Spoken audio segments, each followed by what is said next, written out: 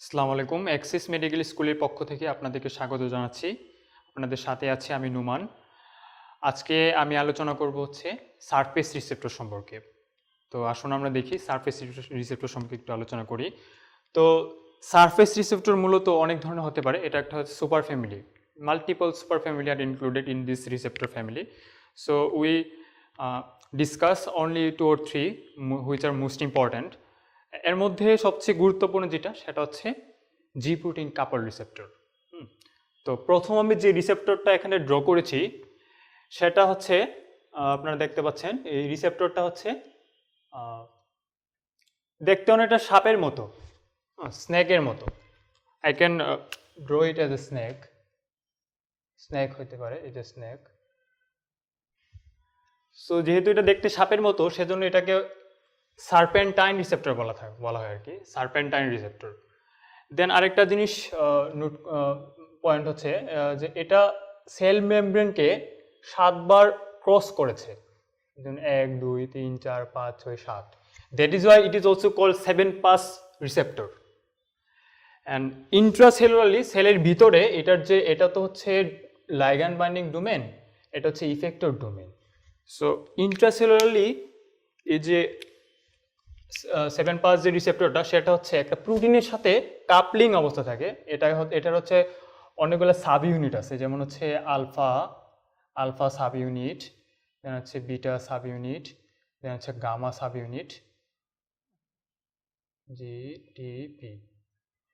তো ইন্টারসেলুলারলি যে লিগ্যান্ডটা আছে, ডোমেনটা আছে, ইফেক্টর ডোমেনটা হচ্ছে ইন্টারসেলুলারলি একটা প্রোটিনের সাথে কাপলিং করে থাকে, যেটাকে বলে জি প্রোটিন। যেহেতু এটা জি প্রোটিনের সাথে কাপলিং অবস্থা থাকে সেজন্য এটাকে বলে জি প্রোটিন কাপল রিসেপ্টর। সো ফার্স্ট যে রিসেপ্টরটা নিয়ে আমি আলোচনা করতেছি সারফেস রিসেপ্টর, সেটার অনেকগুলো নাম হতে পারে, যেমন হচ্ছে জি প্রোটিন কাপল রিসেপ্টর, সার্পেন্টাইন রিসেপ্টর আর 7 পাস জি প্রোটিন কাপল রিসেপ্টর। সো এখন আমরা দেখবো হচ্ছে 7 পাস জি প্রোটিন কাপল রিসেপ্টর কোন কোন সাবস্টেন্সের রিসেপ্টরগুলো হচ্ছে 7 পাস জি প্রোটিন কাপল রিসেপ্টর। যেমন আমরা বোর্ডে দেখতেই পাচ্ছি জি প্রোটিন কাপল রিসেপ্টর হচ্ছে আমাদের যে ক্যাটিকোলামাইন যেগুলি আছে, যেমন হচ্ছে epinephrine, norepinephrine, dopamine, histamine, serotonin, then হচ্ছে আমাদের যে প্রোস্টাগ্ল্যান্ডিনগুলি আছে, ইভেন প্রোস্টাগ্ল্যান্ডিন, দেন হচ্ছে আমাদের যে মাসকার্নিক অ্যাসিটাইলকোলিন রিসেপ্টর, এটা হচ্ছে জি প্রোটিন কাপল রিসেপ্টর। অ্যান্ড হচ্ছে থাইরয়েড স্টিমুলেটিং হরমোন যে রিসেপ্টর সেটা হচ্ছে জি প্রোটিন কাপল রিসেপ্টর। তো দেন হচ্ছে আমাদের যে নেক্সট যে গ্রুপের যে রিসেপ্টরটা আসে এটা তো আমরা আলোচনা করে ফেললাম। তো নেক্সট 2 নম্বরের যে রিসেপ্টর ফ্যামিলি আসে সেটা হচ্ছে আমরা দেখতেই পাচ্ছি যে এই রিসেপ্টরটা সেল মেমব্রেনকে শুধু একবার পাস করেছে, সেজন্য এটার একটা নাম হচ্ছে 1 পাস রিসেপ্টর। 1 পাস রিসেপ্টর, এটাকে বলা হয় 1 পাস রিসেপ্টর। এখন আমরা তো সবাই জানি যে এটা হচ্ছে লিগ্যান্ড বাইন্ডিং ডোমেন, যেখানে হচ্ছে একটা লিগ্যান্ড এসে বাইন্ড করবে। ধরলাম এটা একটা লিগ্যান্ড যেটা কিনা এই রিসেপ্টরের সাথে বাইন্ড করেছে। সো যখন রিসেপ্টরটার লিগ্যান্ড বাইন্ডিং ডোমেনের সাথে একটা লিগ্যান্ড বাইন্ড করবে তখন ইন্ট্রাসেলুলার যে ইফেক্টর ডোমেন সেটা কিছু কনফরমেশনাল চেঞ্জ হবে। তো এই সকল রিসেপ্টরে 1 পাস রিসেপ্টরগুলোতে ইন্টারসেলুলার যে ডোমেনটা সেটা হচ্ছে এনজাইমের সাথে লিঙ্ক করা থাকে। হ্যাঁ, তো various times enzyme, normally tyrosine kinase enzyme or tyrosine kinase associated enzyme, various types of enzyme এর সাথে ওরা লিঙ্ক করা থাকে, সেজন্য হচ্ছে এগুলো আরেকটা নাম আছে, সেটা হচ্ছে enzyme linked receptor, first pass receptor আর এনজাইম লিঙ্কড রিসেপ্টর। তো এখন আমরা দেখবো যে এনজাইম লিঙ্ক রিসেপ্টর কি কি আছে, মানে কি কি সাবস্টেন্স আছে যেগুলো এনজাইম লিঙ্ক রিসেপ্টরের উপর কাজ করে। যেমন হচ্ছে 1 পাস রিসেপ্টর যেটা সেটা আরেকটা নাম হচ্ছে enzyme link receptor, enzyme linked receptor. তো এনজাইম লিঙ্ক রিসেপ্টর তো আমি বললাম যে এখানে ইফেক্টর ডোমেনটা হচ্ছে ইন্ট্রাসেলুলারলি ভেরিয়াস টাইপস অফ এনজাইমের সাথে লিঙ্ক থাকে। Most probably it is linked with tyrosine kinase, that is why it is divided into 2, tyrosine kinase linked receptor and হচ্ছে tyrosine kinase associated linked receptor. এবং হচ্ছে টাইরোসিন কাইনেস লিঙ্কড রিসেপ্টর হচ্ছে আমাদের যে most important hormone, insulin, then হচ্ছে growth epidermal growth factor, multiple growth factor. আমাদের বডিতে যতগুলো গ্রোথ ফ্যাক্টর আছে সবগুলো গ্রোথ ফ্যাক্টর হচ্ছে এই tyrosine kinase enzyme link receptor দিয়ে কাজ করে। যেমন হচ্ছে ইনসুলিন, দেন হচ্ছে epidermal growth factor, platelet growth factor, fibroblast growth factor. এগুলো হচ্ছে enzyme linked tyrosine kinase enzyme link receptor উপর কাজ করে। তো টাইরোসিন কাইনেজ অ্যাসোসিয়েটেড যে এনজাইম লিঙ্ক রিসেপ্টর, সেই রিসেপ্টরের উপর আমাদের বডির কোন কোন সাবস্টেন্স ওই রিসেপ্টরের উপর কাজ করে সেটা একটু জানা উচিত। যেমন হচ্ছে এখানে প্রোল্যাকটিন হরমোন, যে খুব ইম্পর্ট্যান্ট একটা হরমোন ডিউরিং ল্যাকটেশন। তো এই ল্যাকটেশনের যে হরমোনটা প্রোল্যাকটিন, সেটা হচ্ছে মূলত এই তো সারফেস রিসেপ্টর, অ্যান্ড হচ্ছে এটা হচ্ছে আপনার tyrosine kinase associated receptor. Then হচ্ছে ইন্টারলিউকিন 2 রিসেপ্টর, যেটা কিনা আমাদের ইমিউনোলজিতে খুব ইম্পর্ট্যান্ট একটা মানে রোলস আছে ইমিউনোলজিতে, হিউম্যান ইমিউনিটিতে। তো ওই রিসেপ্টর হচ্ছে আপনার tyrosine kinase associated receptor. Then হচ্ছে T cell receptor, B cell receptor, then হচ্ছে সাইটোকাইনস রিসেপ্টর। এখানে একটা জিনিস খুবই মানে দেখে বোঝা যাচ্ছে যে এই যে ইন্টারলিউকিন 2 রিসেপ্টর, দেন হচ্ছে T cell receptor, B cell receptor, cytokine receptor, এই 4টা রিসেপ্টর হচ্ছে আমাদের ইমিউনিটির সাথে রিলেটেড। সো এই যে 4টা ইমিউনিটি রিলেটেড যে রিসেপ্টর, সেগুলো কিন্তু মূলত হচ্ছে টাইরোসিন কাইনেজ অ্যাসোসিয়েটেড রিসেপ্টর। এই জিনিসটা মনে রাখা খুব গুরুত্বপূর্ণ।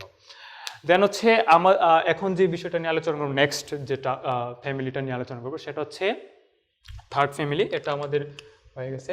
থার্ড ফ্যামিলি যেটা নিয়ে আমরা আলোচনা করবো সেটা হচ্ছে ion channel receptor. So channel বলতেই বোঝা যায় যে communication, channel means communication. So there is a communication. এখানে আমরা দেখি যে জি প্রোটিন কাপল রিসেপ্টর, এখানে কিন্তু ligand and ligand binding domain and effective ডোমেইনের মধ্যে কোনো কমিউনিকেশন নাই যে লিগ্যান্ডটা সেলের ভিতরে ঢুকবে, এরকম কোনো কমিউনিকেশন নাই, same as enzyme link receptor. But এখানে একটা জিনিস পিকুলিয়ারিটি হচ্ছে, এখানে কমিউনিকেশন থাকে, একটা চ্যানেল থাকে। এই যে রিসেপ্টরটা, সেই রিসেপ্টর সেল সার্ফেসে থাকে, বাট এটার ভিতরে একটা কোড থাকে। এই কোডটাকে বলে হচ্ছে চ্যানেল বলে চ্যানেল। এই চ্যানেলটা হচ্ছে মূলত different types of ion channel. Ion channel. তো এই আয়ন চ্যানেলটা হইতে পারে সোডিয়ামের জন্য, হইতে পারে ক্যালসিয়ামের জন্য, হতে পারে ক্লোরাইডের জন্য, এনি আদার আয়ন, ম্যাগনেসিয়ামের জন্য হতে পারে। তো যেহেতু এদের পুরে একটা মানে আয়ন চ্যানেল থাকে, সেজন্য একটা নাম হচ্ছে আয়ন চ্যানেল রিসেপ্টর। এখন আমরা জানবো যে আয়ন চ্যানেল রিসেপ্টর মূলত কি আয়ন চ্যানেল রিসেপ্টর আছে, বা আয়ন চ্যানেল রিসেপ্টর কত ধরনের হতে পারে। তো আয়ন চ্যানেল রিসেপ্টর মূলত 3 ধরনের হতে পারে। একটা হচ্ছে ভোল্টেজ অপারেটেড আয়ন চ্যানেল, আরেকটা হচ্ছে লিগ্যান্ড অপারেটেড আয়ন চ্যানেল, আরেকটা হচ্ছে mechanical pressure operated ion channel. এখন ফার্স্ট যেটা বললাম যে ভোল্টেজ অপারেটেড আয়ন চ্যানেল, সে আয়ন চ্যানেলটা হচ্ছে আমাদের বডি হোমোস্টেসিসের সাথে মেনটেন হয়। যেমন হচ্ছে যখন আমাদের সেলের ভিতরে অ্যাপ্রোপ্রিয়েট ভোল্টেজ ক্রিয়েট হবে, ঠিক সেই সময় হচ্ছে voltage operated ion channel open হবে, ঠিক আর আগে হবে না। মানে voltage operated ion channel open হওয়ার জন্য আমাদের সেলের ভিতরে একটা অ্যাপ্রোপ্রিয়েট একটা ভোল্টেজ মেনটেন করা লাগবে। সেই ভোল্টেজ যখন গেইন করবে সেল, ঠিক সেই সময় হচ্ছে voltage operated ion channel open হবে। তো এর কিছু এক্সাম্পল আছে, যেমন হচ্ছে voltage gated calcium channel, it is the best example of voltage gated ion channel. Then হচ্ছে নেক্সট হচ্ছে লিগ্যান্ড অপারেটেড আয়ন চ্যানেল। তো কিছু আয়ন চ্যানেল আছে যেগুলো কিনা লিগ্যান্ড যখন তাদের লিগ্যান্ড বাইন্ডিং ডোমেনে যখন বাইন্ড করবে, তখন হচ্ছে ডিউ টু রিপালশন হচ্ছে তারা দূরে সরে যাবে। এখানে বিভিন্ন সাব ইউনিট থাকে, আমি আগেই বলেছি রিসেপ্টর হচ্ছে ম্যাক্রোমলিকুল, এখানে প্রত্যেকটা রিসেপ্টর অনেকগুলো সাব ইউনিট নিয়ে ফরমেশন হয়। তো এই আয়ন চ্যানেল রিসেপ্টরে মূলত 5টা সাব ইউনিট থাকে। তো এটার হচ্ছে সব যে ডোমেনটা আছে লিগ্যান্ড বাইন্ডিং ডোমেন, এই ডোমেনে যখন হচ্ছে লিগ্যান্ড এসে বাইন্ড করবে দুই পাশ দিয়ে, তখন হচ্ছে এটা রিপালশন হবে। যখন রিপালশন হবে তখন তাদের ভিতরে যে চ্যানেলটা, সেটা মানে সাইজ এবং লেন্থ ব্রেথ এটা হচ্ছে ইনক্রিজ করবে। তো যখন এটা ইনক্রিজ করবে তখন হচ্ছে ওই এক্সট্রাসেলুলার এনভায়রনমেন্ট থেকে ইন্ট্রাসেলুলার এনভায়রনমেন্টে কিছু পরিমাণ আয়ন পাস করবে। কেন করবে? কারণ হচ্ছে এক্সট্রাসেলুলার, এটার একটা এক্সাম্পল হচ্ছে এক্সট্রাসেলুলার এনভায়রনমেন্টে যে সকল আয়নের কনসেন্ট্রেশন ইন্ট্রাসেলুলার এনভায়রনমেন্ট থেকে অনেক বেশি, সে সকল আয়ন হচ্ছে যখন ডোমেইন হচ্ছে বাইন্ড করবে, হচ্ছে ডোমেইন যখন ডোমেইনের সাথে যখন লিগ্যান্ড বাইন্ড করবে, তখন হচ্ছে সাইজ যখন বেড়ে যাবে হচ্ছে চ্যানেলের, তখন হচ্ছে ডিউ টু কনসেন্ট্রেশন গ্রেডিয়েন্ট, যেহেতু বাইরের দিকে অনেক বেশি কনসেন্ট্রেশন, ভিতরের দিকে কনসেন্ট্রেশনটা কম, সেজন্য rapid rushing of the ion into the cell, that is why it is called ligand gated ion channel. So ligand gated ion channel হতে দুই ধরনের হতে পারে। একটা হচ্ছে excitatory. Excitatory means it influence the receptor to expand its channel and allow the ion from extracellular environment to intracellular environment. So excitatory ligand gated ion channel হতে পারে, যেমন হচ্ছে বেস্ট এক্সাম্পল হচ্ছে নিকোটিনিক অ্যাসিটাইলকোলিন। নিকোটিনিক রিসেপ্টরটা হচ্ছে একটা excitatory ligand gated ion channel. Then হচ্ছে five hydroxytryptamine, এখানে কিন্তু 5-হাইড্রোক্সিট্রিপটামিন বা সেরোটোনিন রিসেপ্টরটা হচ্ছে জিপুটিন কাপল রিসেপ্টর, বাট একটার যে third type receptor five hydroxytryptamine type 3 receptor, সেটা হচ্ছে আবার excitatory ligand operate ion channel receptor. Then হচ্ছে আমাদের ইনহিবিটরি কিছু রিসেপ্টর আছে যেগুলি কিনা যখন ডোমেনের সাথে বাইন্ড করবে, ডোমেনের সাথে বাইন্ড করার পর হচ্ছে তারা রিপালশন করবে না, তারা কাছাকাছি চলে আসবে। তো যখন কাছাকাছি চলে আসবে তখন তাদের যে পোরটা ছিল চ্যানেলটা, সেই চ্যানেলের ব্রেথ কমে যাবে। কমে গেলে হচ্ছে এক্সট্রাসেলুলার এনভায়রনমেন্ট থেকে যে পরিমাণ আয়ন ইন্ট্রাসেলুলার এনভায়রনমেন্টে আসার কথা ছিল, সেই পরিমাণ আয়ন সেলের ভিতরে আসতে পারবে না। আর মূলত সেলকে এক্সাইটেড করার জন্য যদি একটা সেল তখনই এক্সাইটেড হবে যখন সেলের ভিতরে পজিটিভ আয়ন বেশি থাকবে। সেল যখন পজিটিভ হয়ে যাবে, ক্যাটায়নিক হয়ে যাবে, তখন হচ্ছে সেলটা এক্সাইটেড থাকবে। তো মূলত ইনহিবিটরি যে আয়ন চ্যানেলটা, ইনহিবিটরি আয়ন চ্যানেলগুলো দুই ধরনের হতে পারে।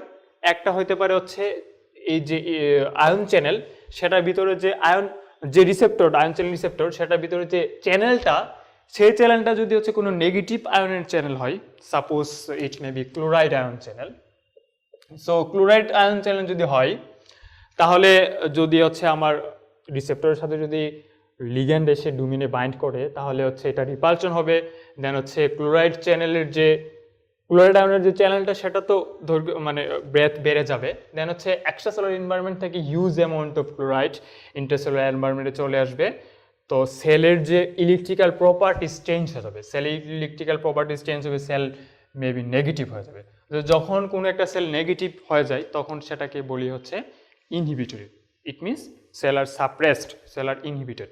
তো এটা হচ্ছে inhibitory receptor. Inhibitory receptor example, best example হচ্ছে আমাদের GABA receptor and glycine receptor. এগুলো হচ্ছে ইনহিবিটরি রিসেপ্টরের বেস্ট এক্সাম্পল। কারণ হচ্ছে গাবা রিসেপ্টর এবং গ্লাইসিন রিসেপ্টর হচ্ছে কতগুলো ডিজিজ প্রসেসের সাথে সেন্ট্রাল নার্ভাস সিস্টেমের অনেকগুলা ডিজিজের সাথে এবং হচ্ছে ম্যানেজমেন্টের সাথে এই গাবা এবং গ্লাইসিন রিসেপ্টরটা জড়িত। সেজন্য এটা যে একটা ইনহিবিটরি রিসেপ্টর, হচ্ছে ligand gated inhibitory ion channel receptor, সেই জিনিসটা জানা লাগবে। দেন হচ্ছে এখন যে বিষয়টা নিয়ে কথা বলতে চাচ্ছি, সেটা হচ্ছে জি প্রোটিন কাপল রিসেপ্টরের টাইপস কী কী আছে। জি প্রোটিন কাপল রিসেপ্টর যেমন হচ্ছে আমি বললাম যে ওয়ান পাথ বা enzymatic receptor two types, tyrosine kinase receptor, tyrosine kinase associated receptor, even ion channel receptor আর 3 types, voltage gated, ligand gated, pressure operated. আবার লিগ্যান্ড গেটেডটা হচ্ছে এক্সাইটেটরি, ইনহিবিটরি। তো জি প্রোটিন কাপল রিসেপ্টর ঠিক সেরকমই অনেকগুলা পার্ট আছে, অনেকগুলো ক্লাসিফিকেশন আছে, মানে অনেক ধরনের টাইপ আছে। তো জি প্রোটিন কাপল রিসেপ্টরগুলো হচ্ছে মূলত এই যে দেখতে পাচ্ছি জিএস, জিআই, জিকিউ, জিটি, জি উলফ। তো এটা নিয়ে আমি একটু কথা বলবো এখন। জিএস মিনস জি স্টিমুলেটরি প্রোটিন। তো এই যে জি প্রোটিন কাপল রিসেপ্টর বা 7' সার্পেন্টাইন রিসেপ্টর, সেই সার্পেন্টাইন রিসেপ্টরের সাথে যদি কোনো লিগ্যান্ড বাইন্ড করার ফলে যদি ওই রিসেপ্টর স্টিমুলেটেড হয়ে যায়, স্টিমুলেটেড হয়ে যদি সেলুলার অ্যাক্টিভিটি বেড়ে যায়, তাহলে হচ্ছে এই রিসেপ্টর হচ্ছে জি স্টিমুলেটরি রিসেপ্টর। তো যখন কোনো একটা রিসেপ্টর হচ্ছে জি স্টিমুলেটরি রিসেপ্টর হবে, তখন সেই রিসেপ্টরের কি চেঞ্জ হবে সেলের ভিতর। সেলের ভিতরে মূলত এই যে যদি জি স্টিমুলেটর হয়, তাহলে এটা স্টিমুলেট করবে হচ্ছে অ্যাডেনালাইন সাইক্লেসকে। অ্যাডেনালাইজ সাইক্লেসকে স্টিমুলেট করবে, অ্যান্ড হচ্ছে এই অ্যাডেনালাইজ সাইক্লেসটা যখন স্টিমুলেট হবে তখন সেলের ভিতরে হচ্ছে সেকেন্ড মেসেঞ্জার ইনক্রিজ করবে, সাইক্লিক এএমপি ইনক্রিজ করবে, বেড়ে যাবে।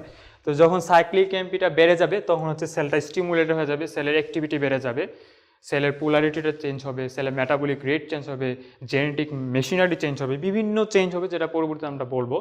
তো বিভিন্ন চেঞ্জ হবে। তো জি স্টিমুলেটরি রিসেপ্টরটা ঠিক সেরকম। তো জি ইনহিবিটরি রিসেপ্টরটা হচ্ছে জি স্টিমুলেটরি রিসেপ্টরের ঠিক বিপরীত ধরনের একটা রিসেপ্টর।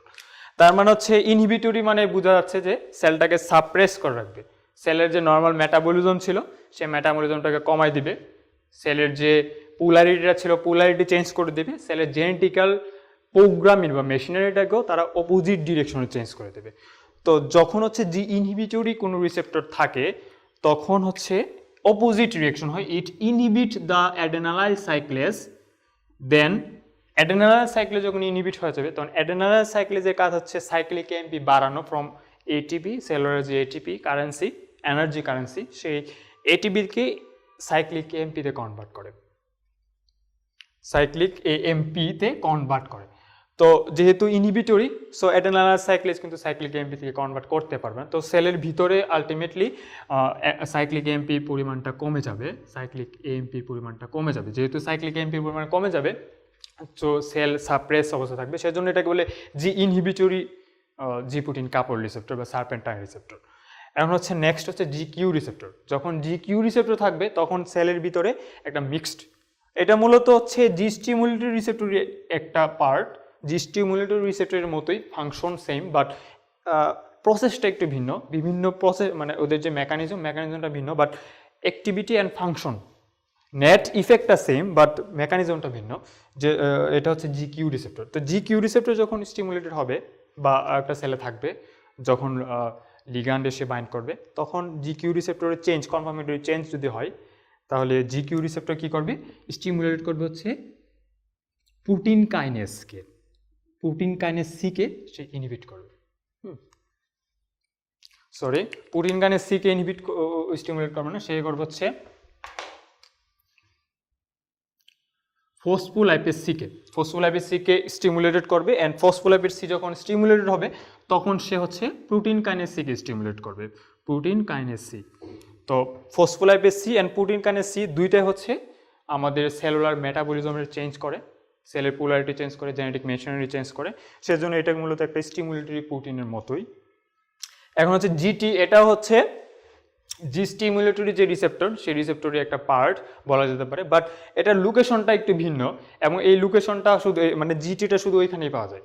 আমাদের যে আই আছে চোখের মধ্যে যে রুডোপসিন রিসেপ্টর সেটা হচ্ছে জি প্রোটিন কাপড় receptor, and it's a stimulatory receptor, and এই রিসেপ্টর লোকেশন হচ্ছে আইয়ের মধ্যে থাকে, আই,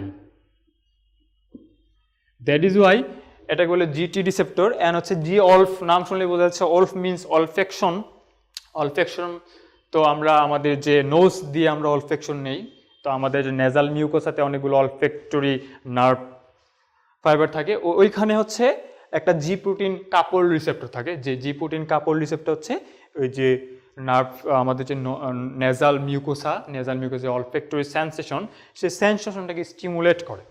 যেহেতু এটা সেন্সেশনকে স্টিমুলেট করে সেজন্য এটাকে বলে জি ওলফ, মানে হচ্ছে এটার লোকেশন হচ্ছে অলফেক্টরি নেজাল মিউকোসা অথবা নুজ বলতে পারে, নুজের মধ্যে থাকে। সো এই লোকেশনে হচ্ছে আমাদের জি প্রোটিন কাপড় রিসেপ্টরগুলি থাকে। তো আজকে হচ্ছে আমরা সারফেস রিসেপ্টর নিয়ে একটু কথা বললাম। তো আজকে এই পর্যন্তই, নেক্সট ভিডিওতে আমরা details cytoplasmic receptor, nuclear receptor নিয়ে কথা বলবো। এ পর্যন্ত সবাই ভালো থাকুন, সুস্থ থাকুন, খোদা হাফেজ।